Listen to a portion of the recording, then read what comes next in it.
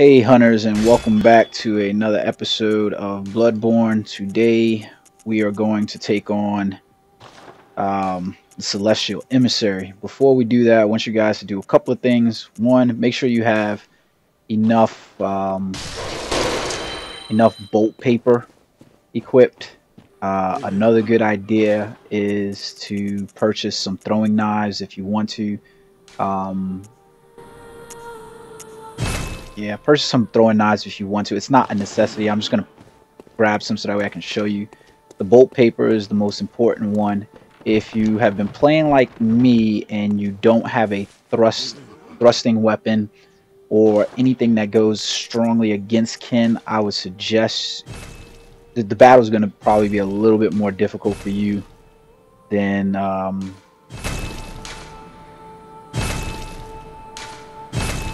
the battle's probably going to end up being a little bit more difficult for you than what it would be for someone else. Ludwig's Holy Blade is pretty good. The Rifle Spear, the Saw Spear, these are all good for thrust damage, so I would equip one of those if you have it. But if you're like me, make sure you have bolt paper or something like that to get this to make sure that you're good to go for this battle. The Celestial Emissary is weak to both bolt paper and thrusting attacks. Thrusting attacks more so on my opinion than bolt damages. So the battle is a little interesting. I wouldn't say it's terribly difficult, mostly because you're fighting the Celestial in a courtyard, and he's gonna sprout a bunch of the small kin, and you have to figure out which one he is in order to fight him, to attack him. And then he's going to turn into a larger looking Celestial Emissary, which should get pretty goddamn interesting. I hate these fuckers anyways, by the way.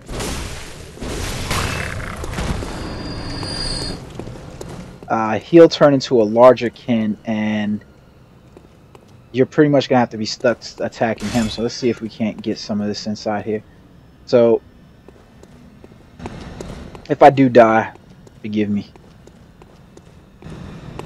We've got this is an interesting battle, and then we got two really interesting battles coming up.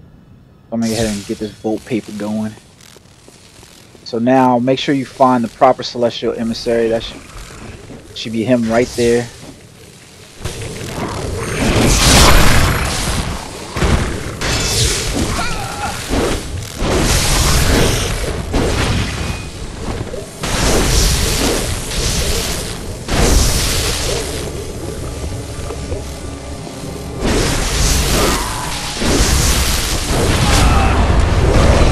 Damn it.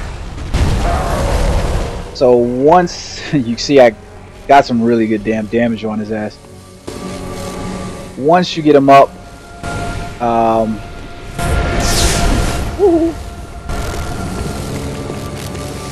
you're pretty much leading these fuckers around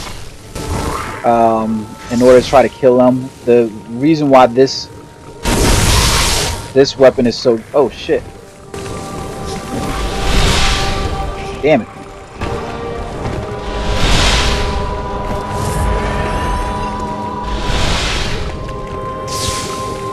Try not to get hit with that goddamn attack that he's throwing right now.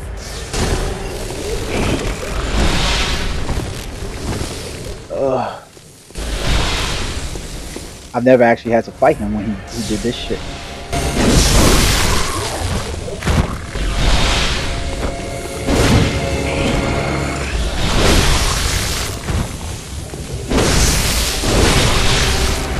Damn, that hit me good. Alright, I'm gonna go on attack with his ass now.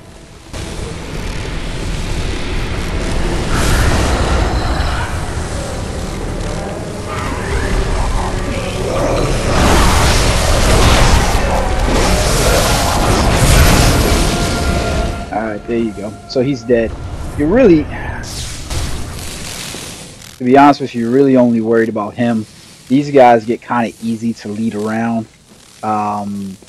Pretty much you can lead them up these stairways right here, and then take them around the top, which you can then use the courtyard to fall inside of, and you attack him. He's not a terribly difficult boss, as long as you follow that. If you have both, and you saw how quickly he kind of went down to me attacking him with this weapon. Imagine if I was using Ludwig's Holy Blade or a weapon of that caliber to attack him as well.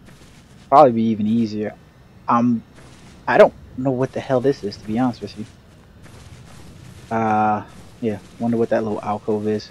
I'm not gonna fall down there though. But now we have the lamp.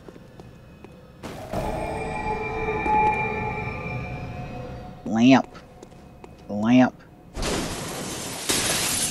I wanted to show you guys this so that way you can see it. I'm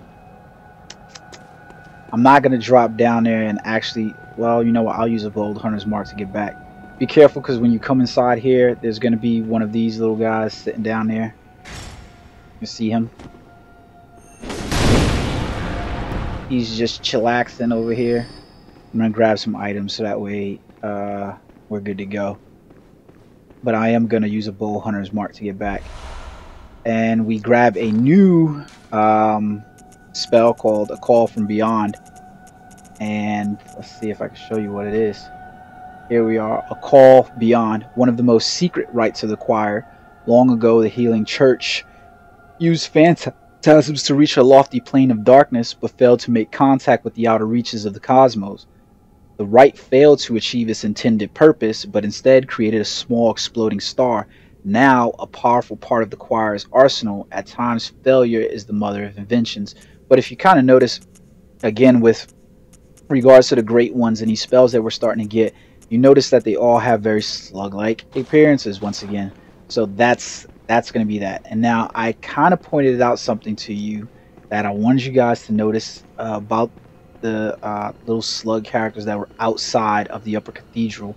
And I said that they were staring over to the right to the grand cathedral. And there's a reason for that. Whoa, I don't remember this fucker running out like that. What the hell? Bro, slow down.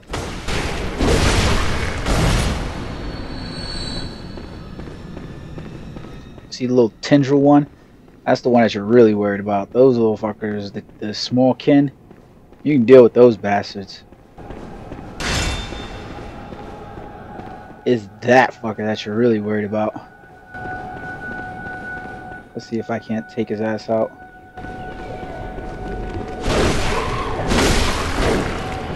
Got him. Alrighty. And I'll show you now exactly what I was talking about as far as why those slugs were looking towards this area.